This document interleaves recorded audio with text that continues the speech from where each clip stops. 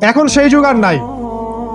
এখনকার যুগের দিকে যদি আপনি তাকান, আপনি দেখবেন যে এখন মুসলিম যুবকদের অধঃপতনের সময় চলছে। স্পেশালি ইল্লা মাশা আল্লাহ, আল্লাহ যাদেরকে বাদ দিয়েছেন ওদের কথা আলাদা। বেশিরভাগ, আমি এভারেজ কথা বলছি, এখনকার মুসলিম যুব সমাজের দিকে তাকাবেন, ম্যাক্সিমামের জীবনের উদ্দেশ্য ঠিক নাই। তারা জানে না তাদের জীবনের উদ্দেশ্যটা কি। বেশিরভাগই কারো হয়তো একটা চাকরি, একটা ব্যবসা, একটা বড় বাড়ি, একটা গাড়ি, একটা স্ট্যাটাস, লাক্সারিয়াস লাইফ, এগুলোই জীবনের উদ্দেশ্য হয়ে গেছে আর কি। একটা ডিগ্রি, একটা সার্টিফিকেট, দ্যাটস অল। এখনকার যুব সমাজকে দেখবেন তারা পর্নোগ্রাফিতে আসক্ত।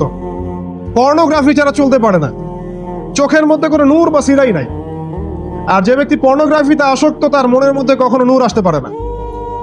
সে কখনো আল্লাহ রাব্বুল আলামিনের পথে মানুষকে সঠিকভাবে দাওয়া দিতে পারবে না। ওই কথাগুলো ভিতর থেকে আসবেই না। আল্লামা ইকবাল একটা কবিতা বলেছিলেন, जो बात दिल से निकलती है वो दिल पे असर करती है। যেই কথা মন থেকে বের হয় সেটা মনের মধ্যে আসর করে। যখন পর্নোগ্রাফিতে আসক্ত থাকবেন, মনটা হয়ে যাবে কলুষিত, করাপ্টেড, সুলুমাত, অন্ধকারে পরিপূর্ণ, অশ্লীল, নোংরা চিন্তা ভাবনা সবসময়। এই মানুষ, এই যুব সমাজ কখনো আল্লাহর পথে মানুষকে দাওয়াত দিতে পারবে না। খেয়াল করে দেখবেন এখন অনেক ইসলামিক মানুষও পর্নোগ্রাফিতে আসক্ত। এই জরিপগুলো ইন্টারনেটে পাবেন, দেখবেন কোন দেশের থেকে বেশি ওয়েবসাইট ভিজিট করা হয়। দেখবেন এর মধ্যে বাংলাদেশও আছে, ভারত আছে, পাকিস্তান আছে, সুবহানাল্লাহ, আমাদের আরব কান্ট্রিগুলো আছে। এখনকার যুব সমাজে তাকাবেন, দেখবেন বেশিরভাগ মাদকে এডিক্টেড। মদ, জুয়া, গাঁজা, তারি, নতুন নতুন কি সব মাদক বের হচ্ছে, এগুলো খাচ্ছে। কারণ তারা মাদকের মধ্যে শান্তি চাচ্ছে। মাদক সেবনের মধ্যে তারা শান্তি চাচ্ছে, শান্তি খুঁজছে, পিস, ইন্টারনাল পিস, সাকিনা খোঁজে। কিন্তু তাদেরকে কেউ বোঝায়নি, তাদের বাবা, তাদের সমাজ, তাদের ধর্মনেতা বা রাষ্ট্রনেতা, যে না, এখানে সাকিনা নাই, সাকিনা আছে কোরআনের মধ্যে। যদি তুমি কোরআনকে লালন করতে পারো, বুকে ধারণ করতে পারো, আল্লাহর পক্ষ থেকে সাকিনা এবং সালাম নাজিল হবে ইনশাআল্লাহ।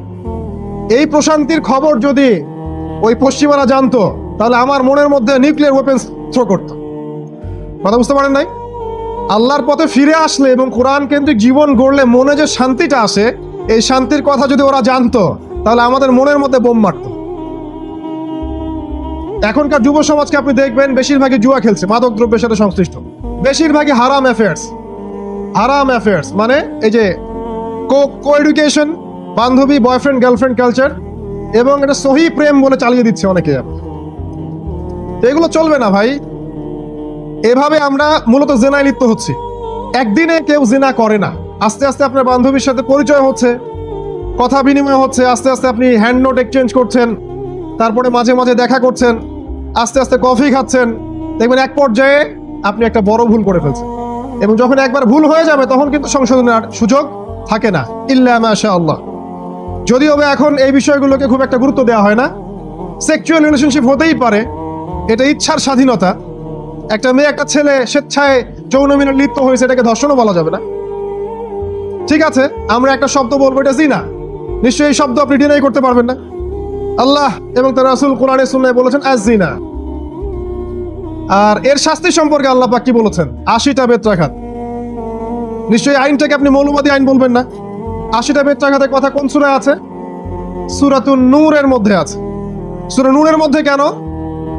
সূরা নূর মানে হচ্ছে আলোর সূরা, যে সূরার উপর আমল করলে আপনি নূর পাবেন, আলো পাবেন।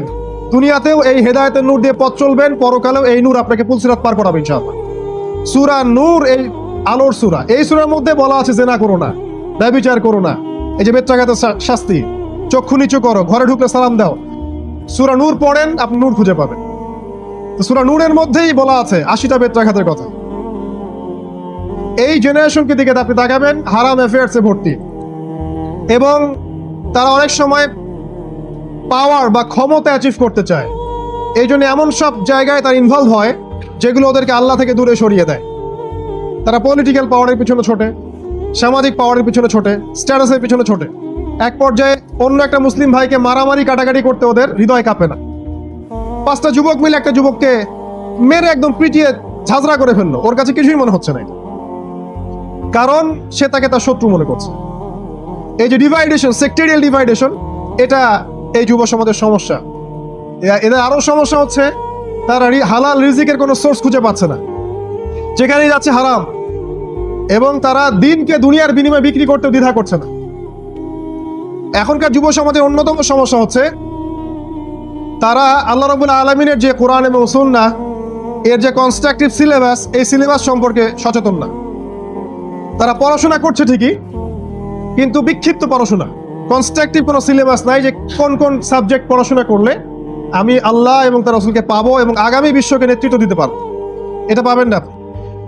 এখনকার যুব সমাজের সমস্যা, এমন সব এডুকেশন সিস্টেমে তারা পড়াশোনা করছে যেগুলো ওদেরকে আলটিমেটলি আল্লাহ থেকে সরিয়ে দিচ্ছে।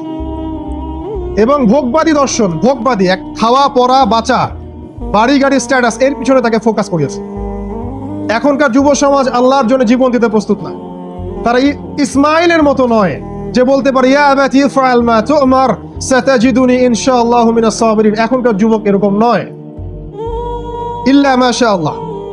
এখনকার কিছু যুবক যারা এই যে পশ্চিমা সভ্যতাকে ফলো করছে, এদের গেট আপ, খাওয়া দাওয়া, চলাফেরা, কথাবার্তার স্টাইলগুলো দেখবেন ওদের কাট পেস্ট। ওরা যেমন করে কথা বলে ঠিক এভাবেই কথা বলে, ওরা যেমন ড্রেস আপ করে ঠিক সেরকম ড্রেস আপ করে। ওরা ওদের সংস্কৃতি ফলো করছে। ইসলামিক সংস্কৃতি এদের কাছে ব্যাকডেটেড। পাগড়ি জুব্বা ঢিলাঢালা পোশাক দেখলে এদের রুচিতে আসে না, নাক ছিটকায়। তারা রাসূলুল্লাহ সাল্লাল্লাহু আলাইহি ওয়াসাল্লামের সুন্নাহ সম্পর্কে সচেতন নয়। এবং এখনকার যুব সমাজ ম্যাক্সিমাম রাসূল সাল্লাল্লাহু আলাইহি ওয়াসাল্লামের সিরাত জীবনী পড়ে দেখে না, পড়েও দেখে না, ভুলে ছুঁয়েও দেখে না। এদের আইডল হচ্ছে এখন পশ্চিমারা। এই যে আমাদের মেসি, আমাদের রোনালদো, আমাদের ব্রাজিল, আর্জেন্টিনান কালচার, পশ্চিমা কালচার, ইন্ডিয়ান কালচার, সব এদের আদর্শ, রোল মডেল। রাসূল সাল্লাল্লাহু আলাইহি ওয়াসাল্লাম ওদের সুপার হিরো না। অথচ এই ব্যক্তি রাসূলুল্লাহ সাল্লাল্লাহু আলাইহি ওয়াসাল্লাম, আমাদের প্রিয় নবী সাল্লাল্লাহু আলাইহি ওয়াসাল্লাম, তিনি যুবকদের জন্য কতই না নমনীয় ছিলেন এবং যুবকদেরকে নিয়ে কতই না কাজ করেছেন দিনের জন্য। এবং যুবকরা তাকে এত ভালোবাসতো যে তার গায়ের একটা লোমের বিনিময়ে হলেও তাদের জীবন উৎসর্গ করে দিয়েছে। খুবাইব রাদিয়াল্লাহু আনহু, যাকে শুলে চড়ানো হচ্ছে আর বলা হচ্ছে যে তুমি কি পছন্দ করো যে তোমার জায়গায় মুহাম্মদকে সাল্লাল্লাহু আলাইহি ওয়াসাল্লাম শুল দেয়া হোক, তোমাকে ছেড়ে দেয়া হোক? সে বলছে আমার জায়গায় মুহাম্মদ সাল্লাল্লাহু আলাইহি ওয়াসাল্লামকে কেন, তার একটা লোম, একটা চুল ক্ষতিগ্রস্ত হোক, সেটা আমি চাই। এবং তিনি বলছেন শুল দণ্ড দেওয়ার আগে, লাস্তু উবালি হিনা আক্তালু মুসলিমান, আমি কোনো পরোয়াই করি না যখন আমাকে মুসলিম হিসেবে মৃত্যুবরণ করতে হচ্ছে, মৃত্যু দেওয়া হচ্ছে। যে পাশেই আমাকে পাশ ফেরানো হোক, এটা আল্লাহর জন্য।